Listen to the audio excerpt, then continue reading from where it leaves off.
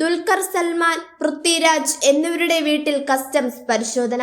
രാജ്യവ്യാപകമായി നടക്കുന്ന ഓപ്പറേഷൻ നുംഖോറിന്റെ ഭാഗമായാണ് നടന്മാരുടെ വീടുകളിൽ കസ്റ്റംസ് പരിശോധന നടത്തുന്നത്.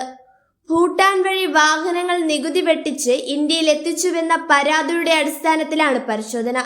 കേരളത്തിലെ 5 ജില്ലകളിലായി 30 ഇടങ്ങളിൽ പരിശോധന നടക്കുന്നു. കേരളത്തിൽ 30 ഇടങ്ങളിലാണ് പരിശോധന.